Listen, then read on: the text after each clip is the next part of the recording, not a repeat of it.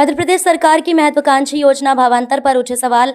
संयुक्त संघर्ष मोर्चा मध्य प्रदेश मंडी बोर्ड के संयोजक बीबी फौजदार ने चर्चा में बताया कि मंडी बोर्ड 1500 करोड़ रुपए अतिरिक्त कर्ज लेकर योजना के लिए देने में किसी भी स्थिति में सहमत नहीं है। वहीं विभागीय मंत्री एदल सिंह कंसाना ने भी मुख्यमंत्री को पत्र लिखकर असहमति जताई है। फौजदार आपका संयोजक मोर्चा हूँ। 1500 करोड़ के लोन का दबाव, काफ़ी योजनाओं के लिए लोन केंद्र से सरकार ले रही है, मगर एक दबाव, क्या कहना रहेगा? मोर्चा एवं मंडी बोर्ड, मंडी कर्मचारी, मंडी समिति सब भावांतर योजना का स्वागत करते हैं। अच्छा है, किसानों को उनको सोयाबीन का भाव मिलना चाहिए, किंतु शासन द्वारा जो पूर्व में कहा गया कि इसकी जो भावांतर की जो राशि होगी, डिफरेंस राशि होगी, वो शासन द्वारा दे होगी। हम लोगों ने फिर बीच में ये बात आई कि नहीं, उसका जो है 15 से 2000 करोड़ का लोन जो है वो मंडी बोर्ड लेगा। तो हमने ये मंडी बोर्ड यदि लोन लेगा तो मंडी बोर्ड क्या बंद हो जाएगा बोर्ड हमारा। तो इस संबंध में हमने कृषि सचिव एवं माननीय मंत्री जी, हमारे जो है कृषि मंत्री जी हैं, उनसे हम मिले। माननीय मंत्री जी ने नोटशीट लिखी, उसमें साफ लिखा है क्योंकि मंडियों को यदि लोन लिया, बोर्ड ने यदि लोन लिया तो बोर्ड बंद हो जाएगा, क्योंकि 1500 करोड़ की राशि बहुत लंबी होती है और हमारी आय उतनी है नहीं है। इसलिए उन्होंने एक तो सुझाव भी दिया कि यदि शासन इसकी व्यवस्था करे राशि की, यदि नहीं होती शासन के पास व्यवस्था, तो 1% का अतिरिक्त टैक्स भावांतर योजना के नाम से लगाए। लेकिन शासन ने वो नहीं किया। शासन ने क्या किया, अभी 19 तारीख को एक लेटर लिख दिया कि नहीं, वो तो मंडी बोर्ड जो है 1500 करोड़ रुपये का लोन है। आज स्थिति ये है कि हमारे पास तकनीकी अमला नहीं है। 259 मंडियों में मात्र 50 से लेके 52 सेक्रेटरी है। बाकी जो मंडियाँ 200, उसमें से एक के प्रभारी के पास 4 मंडी हैं, उनकी दूरी भी 200 किलोमीटर तक की। अब वो भावांतर योजना में उसको पंजीयन भी करना है, किसान का भी करना है, गेट के प्रवेश का भी करना है, व्यापारी का भी करना है, उसको सत्यापन भी करना है, तो कैसे करेगा वो? असंभव नहीं है। पहले शासन ने कहा सारे विभाग साथ में रहेंगे और इतना हल्ला मचा, इतना हुआ, अरे हम बहुत खुश थे भाई, सारे विभाग आएंगे, हमने कि हम आपको टेक्निकल व्यवस्था देंगे, हम आपको ये करेंगे, वो कलेक्टर मीटिंग ले रहा है, ये हो रहा है। कहाँ गए सब? आज की तारीख में सारे मंडी वाले अकेले सारे आदेश आपने कर दी, मंडी समिति करेंगी। जिस आदमी को अनुभव नहीं है, जिस विभाग को अनुभव नहीं है ये सब चीज़ें करने का, हमारा काम सिर्फ सहयोग करने का है। मंडी अधिनियम, कृषि बोर्ड मंडी अधिनियम 1972 की किसी धारा में नहीं है कि मंडी बोर्ड लोन लेके किसी को वो देगा, नहीं है कहीं, फिर भी ले रहे हैं। मध्य प्रदेश की जितने भी निगम मंडल हैं प्राय वो बंद हो चुके हैं। एक मंडी बोर्ड ऐसी संस्था है जो स्वयं धन अर्जित करती है, स्वयं खर्चा करती है, इसलिए अभी तक जीवित है। अब मध्य प्रदेश शासन की निगाहें मंडी बोर्ड पे है।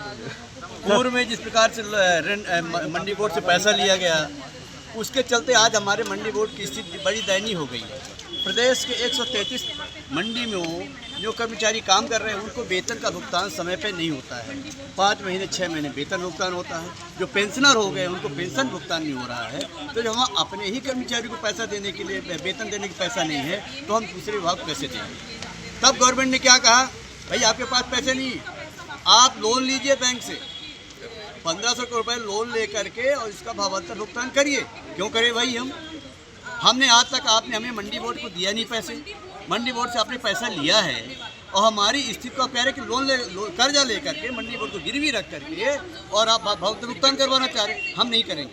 किसानों को योजना दे के लाभ पहुंचा के अपनी राजनीति चमकाने के लिए सरकार का जो ये खेल है, जिसमें पुरानी भी कई सरकारी कंपनियां इस खेल में बिक चुकी हैं, अब मंडी बोर्ड का भी क्या वही हालत होना है? बिल्कुल, मंडी बोर्ड को वही हालत होना है।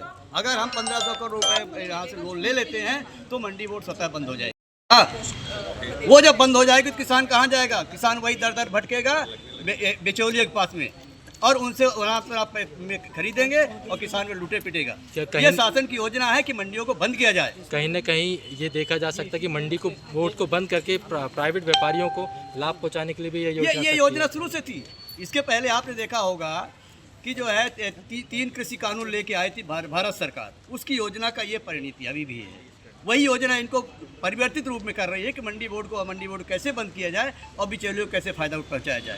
ये शासन भारत सरकार और मध्य प्रदेश शासन की पूर्णता योजना है। हम उसका पूर्णता विरोध करते हैं। हम किसानों के हित में है, किसान हमारे अन्नदाता हैं, किसानों के लिए हम दिन रात लड़ते हैं। हमारा कर्मचारी सवेरे 9 बजे आता है और रात को 1 बजे जाता है अपने घर पे, फिर दोबारा दूसरे दिन आता है। किसानों के हित में, किसानों के एक एक पैसे का भुगतान करवाता है, तौल करवाता है। तब जाकर किसान जो है तो अपने घर पे जाता है। हमारा कर्मचारी 10 साल के वोट की बारी है, क्या वजह है, क्या कहना देखिए, चाहेंगे? मुहिम हम सरकार को कुछ भी इस मामले में नहीं कह सकते हैं, पर सरकार की योजना किसान के हित में है, उसके समर्थन में मंडी बोर्ड हमेशा से रहा है, क्योंकि किसान की कल्याणकारी ही बोर्ड है। उनके कल्याणकारी ही फैसिलिटीज़ जहाँ उन्हें दी जाती है, उनको ज़्यादा से ज़्यादा फायदा किसानों को मिले, इसके प्रत्यक्ष इसका प्रमाण रहा है कि तीनों बिल जब आए थे तो भी मंडी बोर्ड के कर्मचारी और पूरा मंडी बोर्ड इसके खिलाफ खड़ा रहा। हजारों लोगों की भीड़ में आंदोलित हुए थे। ये इसका प्रमाण है कि हम किसानों के पक्ष में खड़े हैं। इस योजना का हम स्वागत करते हैं। इससे पहले भी 2017 में भावांतर योजना आई थी और उसे भी मंडी बोर्ड द्वारा संचालित किया गया था, और मंत्री जी ने जैसा कहा कि हम 1500 करोड़ लोन नहीं लेंगे, तो इस निर्णय को भी हम स्वागत करते हैं, क्योंकि वो मंडी बोर्ड के पक्ष में है। पर अगर हमें लोन लेना पड़ता है, इससे पहले भी 500 करोड़ लोन लिया गया, 1000 करोड़ लोन लिया गया, कई सरकारें आई, लोन लिया गया और उसे वापस नहीं किया गया। आज तक कोई गारंटी भी नहीं है कि उसका वापस किस्त दे रहे हैं कि कुछ दे रहे हैं, कुछ भी नहीं वापस मिला है। और साथ में आप व्यापारियों को हम फायदा देते हैं। जब हम 1.5% हमारी फीस थी, 2% से 1.5% में आए, 1.5 से 1% में आए, तो इससे फायदा हम व्यापारी संघ को दे रहे हैं, बिल्कुल है। बट इससे फीस में हम किसके घटोतरी हो रही है? मंडी बोर्ड के। वो 1% का हमें जो आय मिल रही है, 1% फीस मिल रही है व्यापारी से, वो हमारा कम हो गया, हमारी आय उससे कम हो जाती है। और जब कम मैडम, होती एक है तरफ तो आप उससे फर्क किसान पड़ता है मंडी के बोर्ड सहयोग की बात कर रहे हैं और दूसरी तरफ अगर शासन इस प्रकार का कोई निर्णय ले, इसका समाधान क्या है? इसका समाधान है कि शासन को इसका जो वित्तीय भार है उसका एक विकल्प ढूंढना पड़ेगा। या तो वो स्वयं इस वित्तीय भार को किसी तरह करे, या तो एक ऑटोनोमस बोर्ड से आप अगर इस वित्तीय भार को उस पर डालना चाहते हैं तो उसको कमजोर करने का एक तरीका हो सकता है कि कहीं ना कहीं मंडी बोर्ड इससे कमजोर हो जाएगा। और जैसे बाकी संघ थे, तिलहन संघ थे, दुग्ध संघ थे, ये सभी संघ खत्म हो गए, कई उनके कर्मचारियों को दिक्कत हुई, इधर उधर शिफ्ट किया गया, तो मंडी बोर्ड का 3-4 हजार का कर्मचारी अमला है, इसे आप कहाँ शिफ्ट करेंगे अगर धीरे धीरे मंडी बोर्ड भी खत्म होने लग गया तो? हम अनसिक्योर क्यों महसूस कर रहे हैं इन सब चीजों? इनसिक्योर क्यों? वित्तीय भार आएगा, आप इनसिक्योर नहीं फील करेंगे क्या? आपसे हम बोल दे आप हमको दे दीजिए 1000 लाख रुपए दीजिए, 10 लाख रुपए, आपके पास 2 लाख नहीं अपना घर चलाने के लिए, आप 10 लाख दे देंगे, उसके बोलेंगे नहीं हमको चाहिए तो आप लोन लीजिए, हमको दीजिए, तो आप देंगे क्या? तो आपको लगता है भावांतर योजना फेल हो सकती है?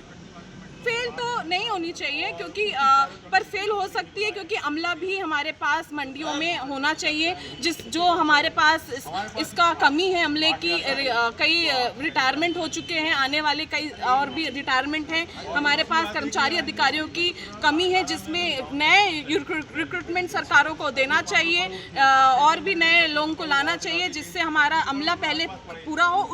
जब हमारे पास अमला ही नहीं होगा मंडी चलाने के लिए, हम योजनाओं के लिए भी अमला अगर रखेंगे तो मंडी फिर कैसे चलेगी? बाकी योजना के अलावा भी तो मंडी चल रही है, तो योजनाओं के लिए हमारे पास अमला जरूरी है और शासन को इसमें समर्थन देना चाहिए, नई भर्तियां निकालनी चाहिए। हमारी कोई मांगे पूरी होती नहीं है, पर वित्तीय भार जब होता है, कोई योजना होती है, तो मंडी बोर्ड का पैसा लोन लेना, व्यापारियों के लिए फीस कम कर देना, ये सब लगातार करते हैं मंडी बोर्ड के साथ, तो इससे हमको नुकसान पूरा है। परिचय दे दीजिए। मेरा नाम दिव्या द्विवेदी है, मैं यहाँ पदस्थ हूँ मंडी बोर्ड में, ऐसा ही।